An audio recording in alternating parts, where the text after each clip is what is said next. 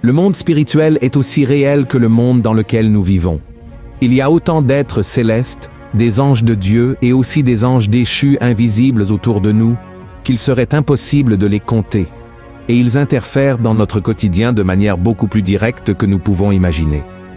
Après tout, qui n'a pas un témoignage à raconter d'une délivrance reçue de Dieu?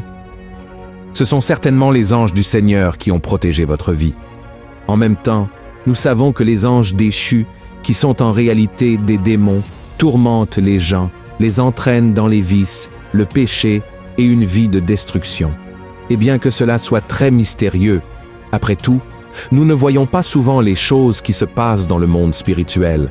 Beaucoup de gens sont curieux, souhaitent beaucoup avoir une vision ouverte, voir ce que les yeux naturels ne voient pas. Et c'est pourquoi, dans la vidéo d'aujourd'hui, nous allons comprendre un peu ce qu'est le monde spirituel. Nous allons parler de tout ce qui se passe dans le monde spirituel autour de nous et comment cela peut affecter notre vie. Et si vous souhaitez voir ce qui est dans le surnaturel, je vais vous donner ici un guide étape par étape de ce que vous devez faire. Je vais aussi vous raconter un petit témoignage de ma part d'une expérience extraordinaire qui a radicalement changé ma vie et je suis sûr que cela vous plaira beaucoup, d'accord ? Avant de commencer, je vous demande juste de vous abonner à ma chaîne, d'activer la cloche de notification pour ne manquer aucune vidéo que je posterai. Et n'oubliez pas de liker et de partager cette vidéo avec vos amis qui peuvent aussi en bénéficier. Le monde spirituel est une réalité parallèle au monde physique que nous connaissons et qui est toujours en mouvement. Il est habité par des êtres spirituels comme les anges et les démons, et il a un impact direct sur tout ce qui nous concerne, que ce soit dans les décisions que nous prenons ou dans les chemins que nous suivons. D'ailleurs, pendant que vous regardez cette vidéo maintenant, il y a une bataille spirituelle pour votre vie. Dans la Bible, dans Éphésiens 6, 12, l'apôtre Paul nous avertit que notre lutte n'est pas contre la chair et le sang, mais contre les principautés et les puissances dans les régions célestes, ce qui montre l'importance d'étudier cette réalité spirituelle. Sinon, nous serons influencés et pourrions même être détruits par les forces maléfiques qui y existent. C'est pourquoi je suis ici pour vous dire que le monde spirituel existe, parce que cela nous aidera à comprendre notre but ici sur Terre et à prendre les meilleures décisions. Après tout, la Bible enseigne que notre vie terrestre n'est qu'une partie de notre existence éternelle. En d'autres termes, notre vie physique dépend du spirituel. Et c'est pour cela qu'à certains moments, Dieu a permis que des hommes de la Bible voient le surnaturel de manière détaillée. Il voulait que son peuple comprenne les grandes choses qui se passaient ou qui allaient encore se passer. Par exemple, dans le chapitre 7 du livre de Daniel, le prophète raconte qu'il a eu une vision intrigante du monde spirituel, où il a vu 4 bêtes représentant de grands empires qui ont marqué l'histoire de l'humanité. Dieu a permis qu'il ait cette vision pour montrer les royaumes qui surgiraient et tomberaient ensuite du pouvoir. D'abord, Daniel a vu un lion avec des ailes d'aigle. Cet animal symbolisait l'empire babylonien, connu pour sa grandeur et sa rapidité à conquérir des territoires. Les ailes d'aigle montrent cette rapidité, et plus tard, les ailes sont arrachées, représentant un ralentissement de l'empire. La transformation du lion, pour avoir un cœur humain, suggère un changement de leadership pour être plus humain et moins injuste, ce qui s'est produit lorsque Nabuchodonosor a connu la puissance de Dieu. Ensuite, Daniel a vu un ours représentant l'empire médo-perse. La position de l'ours se levant d'un côté montrait qu'une partie de l'empire était plus forte que l'autre. Les Perses étaient plus dominants que les Médo-Perses. Les 3 côtes dans la bouche de l'ours symbolisent les principales conquêtes ou territoires que cet empire a dévorés.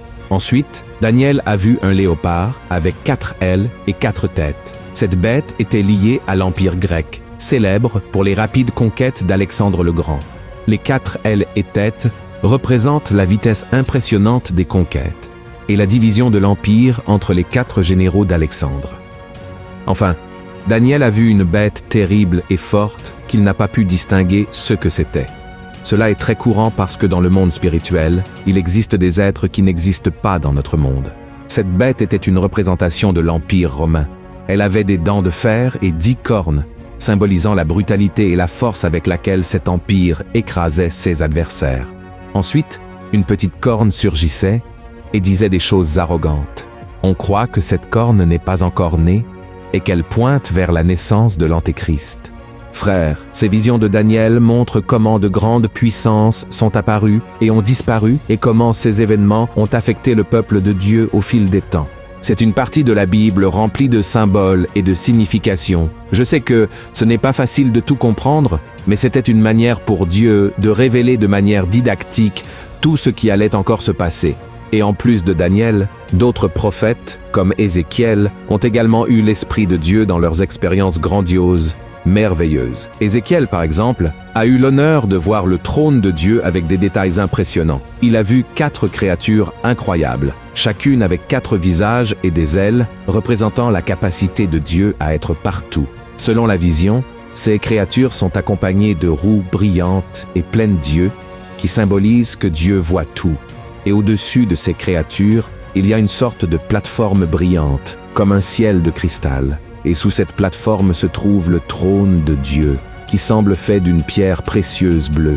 Assis sur le trône, il y a une figure qui ressemble à un homme, brillant intensément avec des lumières rappelant un arc-en-ciel. Cette vision impressionnante montre la puissance et la gloire de Dieu, touchant profondément Ézéchiel et le préparant pour la tâche de porter des messages importants à son peuple. C'est pourquoi je veux que vous compreniez que chaque fois que Dieu donne une vision, quand il permet que nous voyions le monde spirituel, c'est dans un but précis.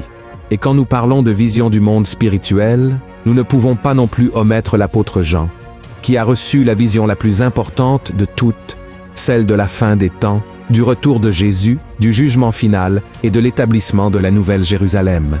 Tout ce que Jean a vu a été enregistré dans le livre de l'Apocalypse et sert de promesse de restauration, un message d'espoir pour nous chrétiens.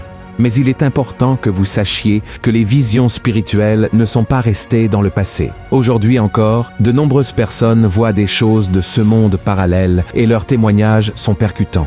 Je me souviens que je traversais un moment très difficile dans ma vie et je demandais à Dieu quel appel il avait pour moi.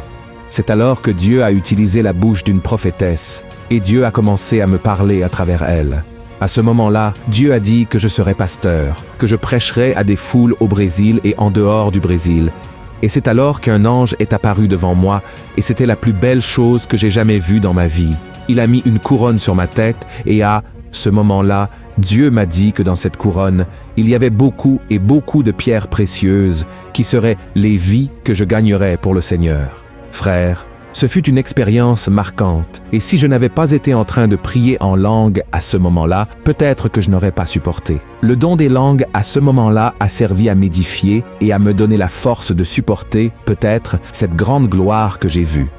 En même temps, j'ai entendu beaucoup de récits de personnes disant qu'elles ont vu des choses désagréables. J'ai entendu, par exemple, des gens dire qu'ils voyaient des singes sur les épaules des gens, comme une sorte d'oppression spirituelle. Dieu a permis que la personne voie cela pour qu'elle prie pour cette personne qui était opprimée. Et si vous traversez un type d'oppression, n'ayez pas peur, ne désespérez pas. Remettez simplement votre vie à Jésus. Repentez-vous de vos péchés.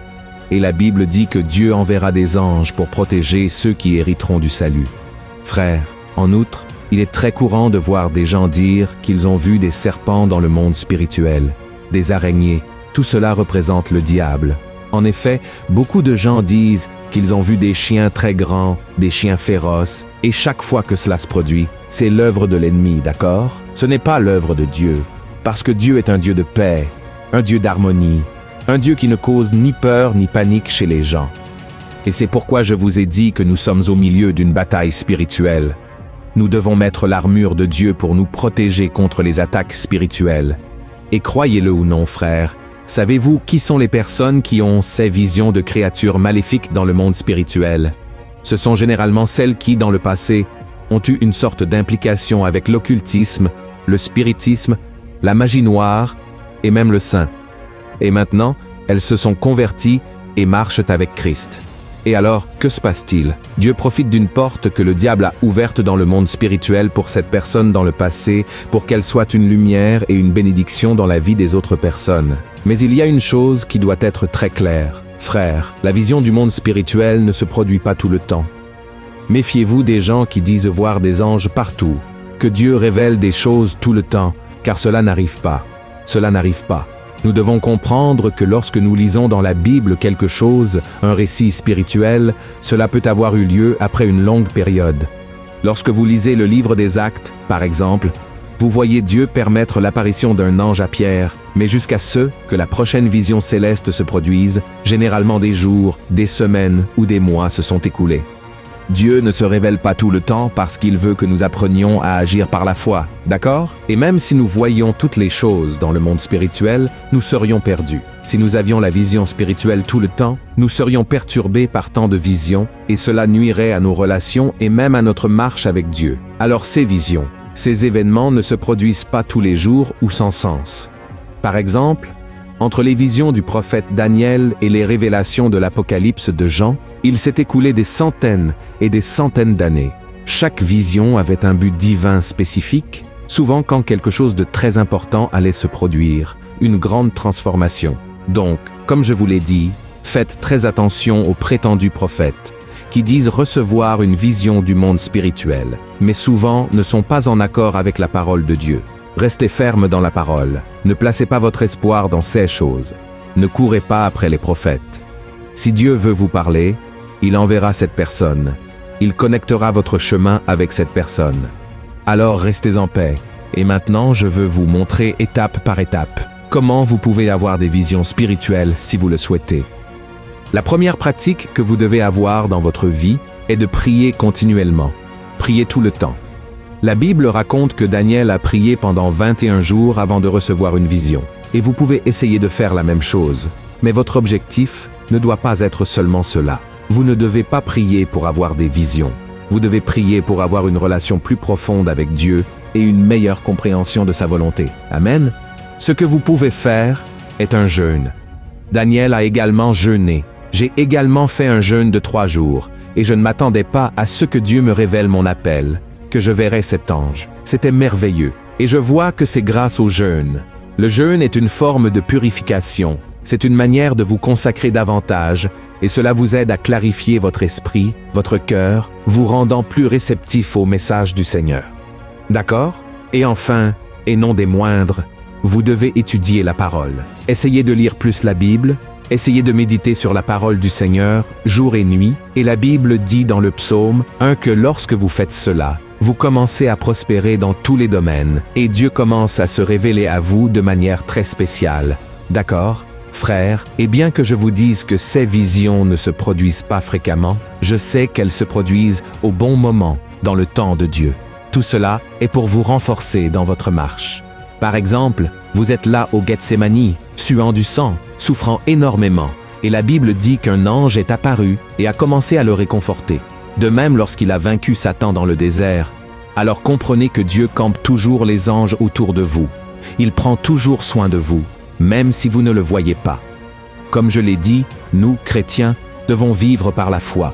Nous devons faire confiance au Seigneur avant tout et ne pas mettre notre confiance dans l'homme, mais chercher en Dieu la véritable, la première révélation qui est déjà dans sa parole.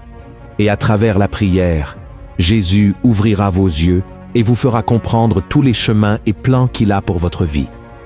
Amen. Si vous avez aimé ce message, partagez-le avec vos amis et votre famille et abonnez-vous à ma chaîne. Que Dieu vous bénisse puissamment et je vous attends dans la prochaine vidéo. Amen.